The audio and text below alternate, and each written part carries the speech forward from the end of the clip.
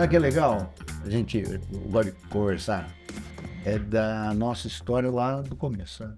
Porque o pessoal vê esse negócio grande hoje, passar na nossa terra, pensa que nasceu grande, né? É igual o cara vê o cara rico, pensa que nasceu rico. O cara de sucesso pensa que nasceu com sucesso. Mas olha só, você converteu quando? 83. 83? Eu converti 3 anos depois, 86. Só que eu converti daquele jeito, né? Converti, fui para a faculdade e eu era um convertido que não sabia nem o que era a Bíblia, não sabia nada. 86 eu estava em Campo Grande já. Conheci o Cirino, Era comunidade ou era comunidade evangélica, não era Sara. Sara é 94. 94, é verdade. 92 surgiu Sara em Brasília, a primeira. 93 São Paulo, a segunda. Segunda Sara é São Paulo, Liberdade. Liberdade. Começou no Nipônico, né? Quem que foi o pastor primeiro aqui, né? O bispo Rodovalho veio e fez as atividades lá. Aí foi o Bené Gomes. É que veio na frente. Aí o Bené foi para Miami. Aí no lugar do Bené foi enviado o Juno Terra, que abriu o São Caetano. Isso, é mesmo. Isso foi em 94. O Bené já foi para os Estados Unidos. Aí o Juno Terra veio e abriu. Você sabe o que eu fazia nessa época? Eu tava lá no... Aí eu já tava em Analândia, naquela cidadezinha de 3 mil habitantes. Olha só que interessante. Nós começamos um grupo numa garagem, numa casa. O negócio começou a crescer e tal. Não tinha nada a ver com essa nossa terra. A gente era uma comunidade evangélica. Não existia ainda, né, Não tinha. a Sara. A Sara só se organizou em 94, em julho. 94, é isso. Foi em 92. 92. Mas em 92 estava naquela transição, que estava a comunidade de Brasília, que o bispo Rodovalho tinha ido para lá. Aí o que aconteceu? O cara que eu abri, olha como que é as coisas de Deus, né? O cara que eu comecei o trabalho era na garagem de uma casa de veraneio de um advogado que era de Brasília. O camarada foi no meu consultório, eu estava lá meio perdido, eu tinha feito uma oração a Deus, assim, porque eu estava lá, eu fui para essa cidadezinha porque eu arrumei uma oportunidade, tinha 2 anos de formado, apareceu um consultório para eu comprar lá, eu comprei, lá na esperança de fazer um dinheirinho ali e ficar entre São Carlos e Analândia, né? São Carlos era interior, também ali próximo, 40 minutinhos. Falei, eu vou ter meu consultório nessa cidadezinha, porque eu estou começando ali, serve qualquer coisa, não tem ninguém lá, né? Só tinha eu, dentista. Aí o que aconteceu? Primeiro ano, foi o primeiro ano. Ganhei dinheiro, rapaz. Pensa no negócio de ganhar dinheiro. Fazia fila, parecia SUS no meu consultório. E eu novinho, rapaz, eu nunca tinha visto tanto dinheiro, porque eu queria pagar com dinheiro, mas com pacote de dinheiro e dava lá. Rapaz, eu vou ficar rico aqui. Vou ganhar dinheiro demais, eu tô novo e vou vir pra cá. Só que começou a bater uma angústia no coração. Uma angústia. Isso do céu. Começou assim, a Paula estava esperando o Rafael, estava grávida do Rafael. Uma angústia. Aí eu fui jejuar e orar. Nunca tinha jejuado e orado na minha vida. Foi a primeira vez que eu jejuei. Jejuei e fui orar. Falei, Deus, se eu tô aqui para ganhar dinheiro, eu quero ir embora. Não quero ficar aqui, não. Olha como que é o Espírito de Deus em você, né? Eu não sabia nem que era missão, que era projeto de Deus. Nunca pensei em ser pastor, pregar alguma coisa, nunca. Mas Deus deu essa angústia no coração. Eu falei, estou ganhando dinheiro aqui, mas não quero. Quero fazer alguma coisa para o Senhor. Essa foi a minha oração. No outro dia, o tal do advogado não vai no meu consultório, lendo o livro Esse Mundo Tenebroso. Aliás, não foi ele, foi a filha dele. Tinha acontecido alguma coisa lá soltou alguma obturação, não lembro o que era, estava com alguma intercorrência lá. Ligou para minha secretarinha lá, falou, vocês estão aqui perto, tem dentista aí? Eu preciso fazer um curativo aqui. Eu falei, pode. Aí eu cheguei um pouquinho atrasado, porque eu trabalhava na prefeitura também, e ela estava lendo Esse Mundo Tenebroso. Eu falei, eu gosto desse livro aí, esse livro é bom. Você é da fé, né? Ela falou, eu sou. Peraí que eu vou chamar meu pai, porque meu pai é pior que eu.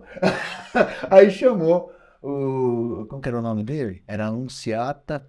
Anunciata era o nome da mulher. E era um advogado Pinheiro, doutor Pinheiro. Aí chegou o nordestino grandão assim, falou assim, você é da fé?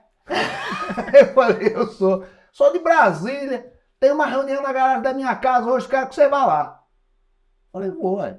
Aí fui, o cara tava começando, ele era da Adonep, lembra, né? Você vê que coisa, rapaz. E ali começou o meu ministério, você acredita no negócio desse? Eu novinho, do nada, Deus me bota naquela garagem ali.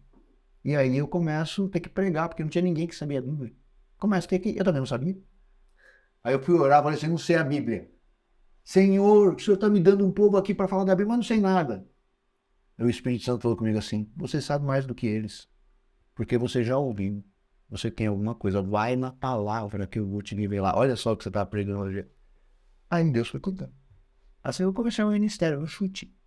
É Fraser, né? Não, isso é verdade. Foi lá. Quando eu me converti no Rio, né?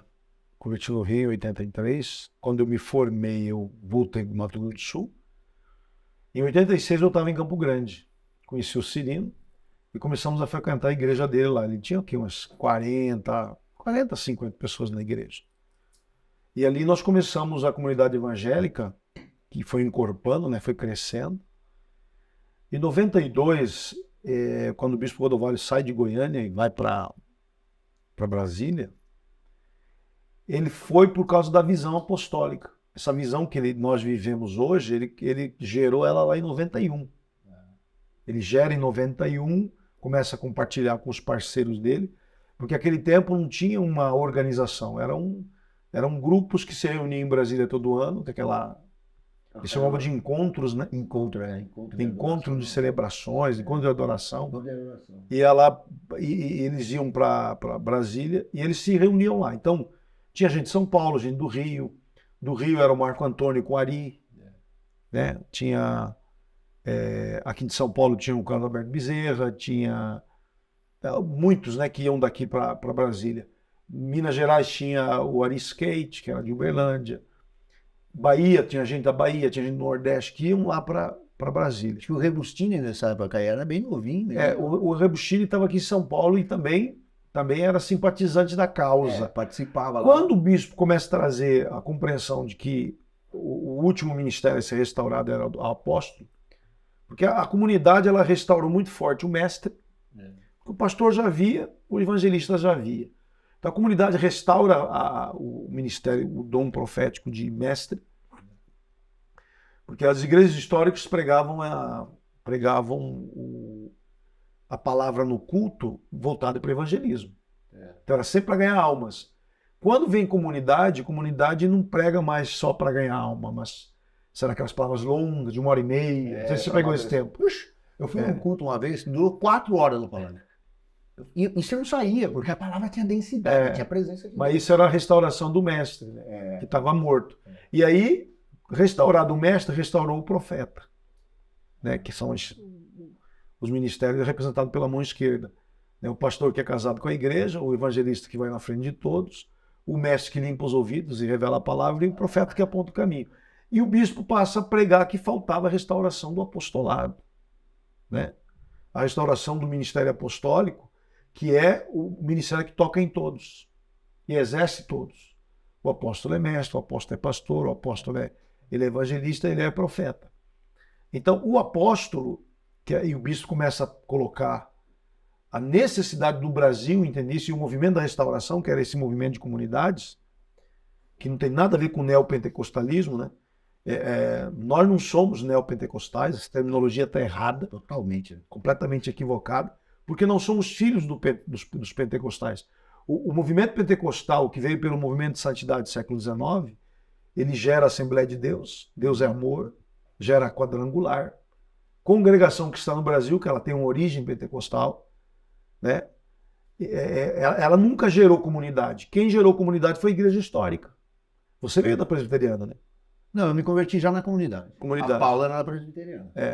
Então, o bispo Rodovalho era presbiteriano, Cirino, Erasmo, todo mundo presbiteriano.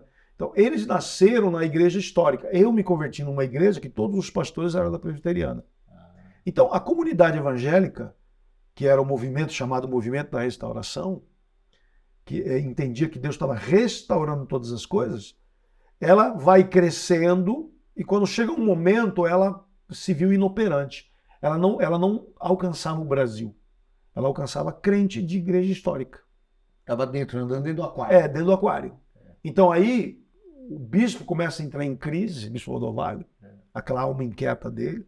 Tem uma palavra que ele prega na década de 90, que está até gravada, que ele pega o microfone, ele está pregando, ele vira para toda aquela turma, que era uma turma que ia. E essa turma tinha gente de todo o Brasil, mas não havia uma organização, era uma coisa de comunhão. Ele vira para todo mundo e fala assim, olha, eu não dou mais conta. Eu já avisei vocês e eu estou indo para aquilo que Deus preparou. A partir daí ele começa a desafiar daquele grupo quem iria ficar com ele. Ali estava Cirino, que estava no Mato Grosso do Sul. Ali estavam alguns ali, tinha algumas pessoas do Nordeste. abraçaram ele. Tinha gente do Nordeste que não quis ficar com ele. Marco Antônio não quis, a turma de São Paulo não quis. O bispo começa a montar uma organização, né? Essa organização, ela é rejeitada pelas comunidades. E o bispo é considerado tipo um herege, né? Apostatou da visão, foi muito rejeitado. E sofreu uma divisão, porque a igreja que era dele em Goiânia sai, com César Augusto. Racha, né? Racha. Mas mesmo assim o bispo define. Aí com 92 ele abre Brasília, ainda na visão de comunidade. Aí ele já abre São Paulo ligado a Brasília, já era um trabalho só, e abre Curitiba em 94, em março. Até aí não existia Sara Nossa Terra.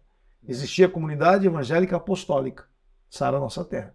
Não havia ainda a Federação Sara Nossa Terra. Aí em julho de 94, né, quando eu saio da Ipiranga, eu saio do meu trabalho, o Suzano aqui em São Paulo, você lembra do Suzano? Lembro do Suzano, oxe. A Rosângela de Brasília e o Vicente. O Vicente. Vicente Okazaki, né? Okazaki. Querido demais, o Vicente, ele é Eiko, né? Nós começamos a debater qual seria a Sara Nossa Terra, qual seria a estrutura jurídica e financeira. O Vicente veio com a estrutura financeira, eu, Suzano e a Rosângela montamos com a Azael lá de Brasília, não sei se você conheceu ele, montamos o Estatuto da Sara. Então nós geramos ali a organização. O bispo sentava com a gente a cada 15 dias e dava, olha, eu quero isso, eu quero aquilo, eu quero uma igreja assim, eu quero uma igreja com essas organizações. Então eu, como vim de uma empresa, ele me chama para ajudar a estruturar tudo. Então a minha função era montar a parte estrutural, como vai funcionar cada igreja. Então falava de departamento de cura interior, de quebra de maldições, departamento de intercessão, lembra? Aliança e Alcance. Aliança e Alcance, grupo de Aliança Alcance, CTO, lembra do CTO? Estava vendo a apostila esses dias. Pois é, então nós montamos a estrutura, como é que ia funcionar a Sara. Ali nasceu tudo, né? Aí a gente desenvolveu o estatuto para definir como é que vai, quem que vai entrar, quem vai sair. Quem entrar, qual vai ser a submissão da igreja. A igreja não vai mais ser independente. Então a gente constitui isso no estatuto. Aí nasceu a Sara Nossa Terra, a organização, 94. Né? Então, a partir daí, começamos a desenvolver. Aí, mas todo mundo vai ter que ter uma placa. Aí teve gente que saiu por causa da placa. E eu lembro até que era o Globo, fizeram tinha cor, tinha que ter aquela cor, sabe? A pessoa começou por exemplo, teve igreja no Rio de Janeiro que falou assim, não vamos tirar a placa da nossa igreja lá, muito conhecida na cidade, a gente vai sair perdendo, botar um nome que ninguém conhece. Então aí decidiu sair da Sara por causa da placa. O que acontece? Na época era assim, era a Comunidade Evangélica de São Paulo, Comunidade Evangélica do Ipiranga, Comunidade Evangélica, era desse jeito, né? Tinha umas que tinha até assim, a Comunidade Evangélica Vida em Paz, Vida Plena. Ele até fez aquele negócio do associado e do... Tinha dois... Ele tentou fazer dois caminhos de... O federado e associado. Federado e associado, Teve essas coisas. Falhou, né? Não deu certo.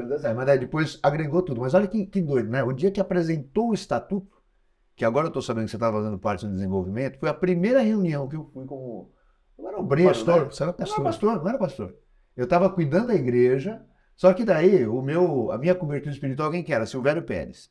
Então aí tinha uma reunião e falava assim, vem comigo, você vai comigo lá. Aí, não, você tem que conhecer a Sara Nossa Terra, tá nascendo, você tem que saber. Aí ele me levou, era uma reunião que tinha lá todos os pastores e eu. Era naquela parte de baixo, né?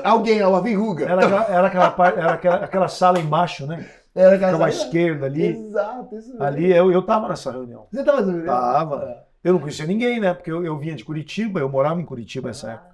Olha lá. Que eu era de Campo Grande, mudei para Curitiba com o Cirino, para abrir igreja lá. Rapaz. Então eu era pastor auxiliar, mas na verdade eu vivia fora de Curitiba. Era um calhamaço desse tamanho, negócio escrito lá, entregaram uma cópia para mim. Ninguém sabia nem quem eu era a verdadeira verruga no meio de todo mundo lá, ninguém sabia, eu cheguei, me entregaram o negócio, eu olhei assim, vou bolar esse negócio não. Eu só vou concordar, vocês falam, tá bom, eu não vou falar nada. Porque os pastores iam ter que concordar com o estatuto. Pois é. Todo mundo ia submeter àquela organização. Então, havia muita gente que não quis. Teve gente, por exemplo, naquela época que estava aqui em São Paulo, você deve ter conhecido essa turma, que muita gente entrou e saiu. Sim, claro. Você lembra, né? Lembro. Muita Eu gente. não entendi, porque Tinha gente de Suzano, tinha gente lá de... eu não era de lugar nenhum. Eu cheguei. Eu, como não conhecia São Paulo, hoje, né, certamente se me falasse, eu era de tal lugar, eu sei que Suzano não ficou. Não quis ficar. Ficou. Entendeu? É verdade. Tinha um pessoal que era, junto com o Bispo Alberto lá no Ipiranga, que não quis ficar também. O cara que era professor de educação física, não lembro, eu não lembro o nome dele. O cara saiu, não queria. Muita Mas gente. você No sabe que eu interior lembro? tinha muita gente que Você saiu. sabe que eu depois fiquei sabendo que a primeira igreja raiz Sara Nossa Terra foi eu também, Né? do interior. Porque todas as outras já eram uma igreja existente e se agregou a Sara Nossa E Terra. você abriu já como Sara. Eu abri como Sara Nossa Terra. Lá em Analândia. Em Analândia. Foi a primeira igreja com estatuto Sara Nossa Terra do estado de São Paulo. Foi a primeira, que era raiz. Aí eu consegui, através de umas articulações lá e tal, porque abriu aquele negócio de rádio comunitária, e eu consegui, a cidade era pequenininha, eu consegui. Primeira concessão da Sara Nossa Terra de rádio foi minha. Eu lembro. Lembra disso? Você vê e é interessante, viu, Renato? Porque vai ser velho pra lá, hein? A igreja grande do interior era Santa Bárbara, lembra? Que era o hotel. Era isso. Só que ele não quis. Ele não quis em 94. Ele foi um dos pastores que não abraçaram. Porque ele acreditava que ele tinha um ministério próprio. Então ele não quis. O que aconteceu? Ele ficou um ano na igreja e teve um problema lá em Santa Bárbara, dele com a igreja, com a liderança. E ele sai num culto de domingo, ele vai no culto de domingo, ele prega e fala, olha, eu estou saindo, quem quiser me siga. E ele sai e só 3 pessoas saem com ele. E a igreja inteira fica com a Atílio. A Atílio que assume. Fica com a Atílio. A Atílio fica um ano sozinho e aí procura o Suzano. Para acessar a nossa terra. Naquele tempo você estava em Analândia. Eu estava em Analândia. Eu lembro dessa história toda. Aliás, ele foi conhecer a igreja de Analândia. Foi, né? Ele foi lá. Quando ele chegou, ele viu aquela coisinha desse tamanho, ele falou assim, o que eu vim fazer aqui? A igreja dele é enorme. A igreja é grande. E ele é maravilhosa, né? A igreja dele. Maravilhosa. Não, eu lembro. Porque o que aconteceu? Como eu não tinha nenhum vício eclesiástico de nenhuma outra instituição, eu entrei normal, terra raiz, entendeu? Então, para mim, tudo que falava, amém, é isso aqui, vai ser desse jeito, tá bom. Foi muito difícil. Eu tinha que correr pelo Brasil e eu sentava com a liderança e eu já vinha com o roteiro de trabalho. Então eu falava, olha, a partir de agora vai ter que funcionar departamento assim, assim, assim, material todo vai ser uniformizado. A gente quer que tudo que for falado para a igreja passe por esse material aqui. Então eu entregava aqueles... Você lembra aquele disquete de computador? Você lembra? Um pretão, assim, ó. Exatamente. É aquilo que eu entregava para cada igreja. Falava, tá aqui todos os arquivos, você tem que imprimir aqui e tal. Eu entregava aquilo, né? Eu ia com a pasta e a pasta tinha... A igreja vai funcionar assim, então tem o pastor principal, aí ele vai ter que ter uma equipe de liderança, mas o pastor principal está debaixo do coordenador. Naquela época não tinha bispo. Não tinha, Era só pastor e coordenador. Pastor e coordenador. E você lembra quantas unidades de igreja, logo no começo, eu lembro que era um número grande, era mais de 100. Não chegava nem a 60. Não chegava a 60? Eu pensei que era 60. Quem mais trouxe gente para Sara Nossa Terra foi o Bispo Júnior Terra em Minas Gerais. Ele foi o campeão, ele trouxe umas 30 igrejas. Né? Ele era pastor em Itajubá, e a cobertura dele era César Augusto, mas ele resolveu sair. Não sair, ficar com o Rodovalho. Ficou com o Rodovalho. Cirino veio com umas 7 igrejas, nem 10 igrejas, do Mato Grosso do Sul. O Nordeste veio com umas 4, 5. São Paulo que tinha um pouco mais, né? Porque São Paulo era mais espalhado. Aqui em São Paulo eu lembro que o Alberto, junto com o Joel, era uma igreja no Ipiranga, e o Joel, não sei onde que ele era. Não sei se o Joel depois foi para Limeira. Não, tudo bem, mas ele tinha uma igreja. Era Edmir, Joel.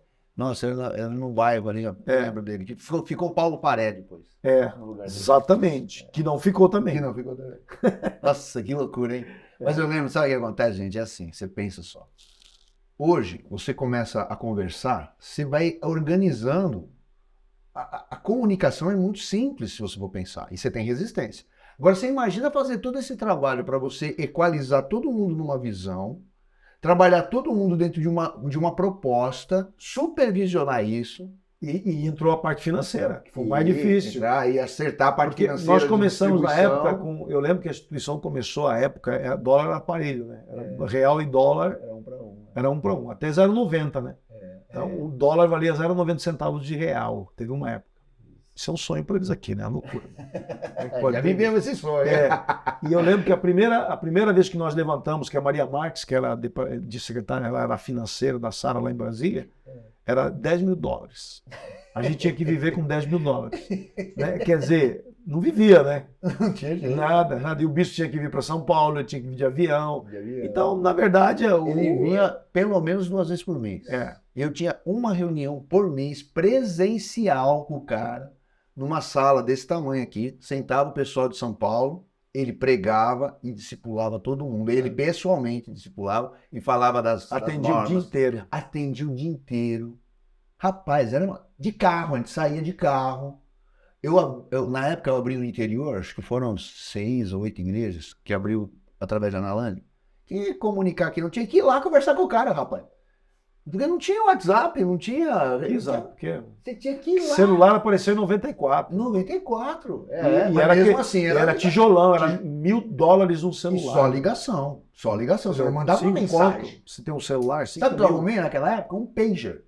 Aí eu pus o pager aqui, porque eu trabalhava no hospital, falei, vou arrumar um pager para coordenação, né? Porque eu não era coordenador, mas eu já tinha um grupo de igreja. Aí eu mandei um pager para ela, mandar um recado. Pastor, eu preciso que você venha me ajudar. Só que eu tava num lugar, o cara tava 180 quilômetros. Eu tinha que pegar o carro, ó, e tacar o pau. Mas é isso aí, isso é um pouco da história, beleza? Obrigado, Bispão. Isso é um papo nosso contando um pouco da história. Quem sabe a gente traz ele de novo, a gente continua. Dá pra contar uns 5 dias de história aqui. É a história que mais tem, né? Meu pai. Mas você sabe que a história constrói o futuro, né? Você saber da história, você fala assim, cara, isso constrói o futuro. Saímos de Kombi, de Curitiba para ir para Brasília de Kombi. Rapaz, eu nem te conto. Eu tinha acabado de comprar uma Belina 2, 1979. De Nazaré. Botei 6 camaradas dentro da Belina. E fui pra Brasília, não sei quantos quilômetros. Eu andando com a Belinona assim, e o pessoal rezando pro negócio. Que é tudo recém-convertido. Não sabia o que era orar, não sabia o que era. A gente sabia que, vambora. E fomos participamos, dormindo no ginásio Nilson Nelson. Não tinha onde dormir, abrimos os colchãozinhos, dormimos tudo no Nilson Nelson. Sério? Sério. Aí que arrumaram pra gente um alojamento que foi que era o estádio de futebol. Tinha um alojamento no estádio de futebol ali, que agora é Mega, né? Na época. É uma Mané Garrincha hoje. É uma Mané Garrincha. É. E tinha na escola. Aí o pessoal passou, o que vocês estão fazendo aqui? Não, vamos lá, tem alojamento. Aí botaram a gente no alojamento. Tem coisa. Tem muita história. Fica pra próxima, viu, gente? Obrigado pela atenção. Deus abençoe aí. Deus abençoe muito vocês. Beijo no coração.